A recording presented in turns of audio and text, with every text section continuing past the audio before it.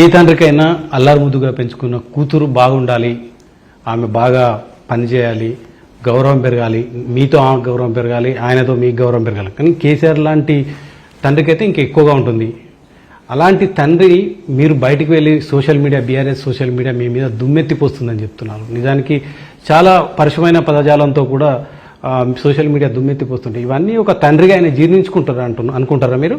అది ఆయన అడగాలి కదా ప్రశ్న. నన్ను అడిగితే మీరు తండ్రి, మీరు పెరిగిన ఆయన పంచన చేరిన కూతురు, ఆయన దగ్గర ఆయన ఒళ్ళో పెరిగిన కూతురుగా మీకు ఏమనిపిస్తుంది ఇదంతా జరుగుతుంటే? నేను ఒక మాట చెప్తున్నా అండి, అది మీరు తనని అడగాలి. నేను ఇక్కడ విక్టిమ్, నేను కాదు చేసింది, నేను కాదు సస్పెండ్ చేసింది. అంటే దీని వెనక కేసీఆర్ లో ఉన్న కుటుంబ సభ్యులు ఉన్నారనుకుంటారు ఈ సోషల్ మీడియా దుష్ప్రచారం వెనుక? అదంతా నేనేమంటున్నా అండి, ఇప్పుడు అది జరిగిపోయిన చర్చ. గత 9 నెలలుగా నేను పడుతున్న బాధ తెలంగాణ ప్రజలు చూస్తున్నారు. సరే, నా బాధ ప్రపంచం బాధ కాదని బలంగా నమ్మే వ్యక్తులు నేను ఒకదాన్ని. నాకు ఎంత బాధ ఉన్నా, వాళ్ళు నన్ను ఎంత ఇన్సల్ట్ చేస్తున్నా, నేనేం చేస్తున్నా, ప్రజలకున్న కష్టాలు తీర్చడానికి వెళ్తున్నా, నాకు చేతనైతే పని చేస్తున్నా. జనం బాట పేరుతో వెళ్ళినాం. మేము దాదాపు ఒక 18-19 జిల్లాలు తిరిగిన ప్రతి జిల్లాలో 1, 2, 3 సమస్యలు తీర్చగలిగినాం. రేపు ఫ్యూచర్లో కూడా తిరుగుతాం, ఫ్యూచర్లో కూడా ప్రజల దగ్గరికి వెళ్తాం.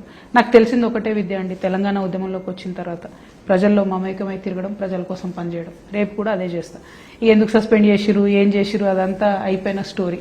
అది మూసేసిన చాప్టర్, మూసేసిన బుక్ బీఆర్ఎస్ అనేది. నా జీవితంలో నాన్నగారి మీద ఉండే గౌరవం పర్సనల్గా ఉంటుంది, అందులో ఎటువంటి అనుమానం లేదు. పొలిటికల్గా మాత్రం బీఆర్ఎస్ పార్టీకి నాకు కానీ, కేసీఆర్ గారికి నాకు కానీ ఎటువంటి సంబంధం ఉండబోదు. నా పని నేను చేసుకుంటాను. అమ్మా నాన్న ఈ రోజు మీ కేసు పోయినందుకు సంతోషించుంటారా? 100%. నేను ఫస్ట్ మదర్కి ఫోన్ చేసి ఆశీర్వాదం తీసుకున్నాను. డెఫినెట్గా సంతోషపడతారు కదా, ఎందుకు సంతోషపడతారు? పర్సనల్ వేరు, పొలిటికల్ వేరు. మీ అంటే కేసీఆర్ గారు ఏమైనా కాల్ చేసినా, మీరు చేసి బ్లెస్సింగ్స్ ఏమైనా తీసుకున్నారా? ఏమైనా కేసు పోయింది కదా.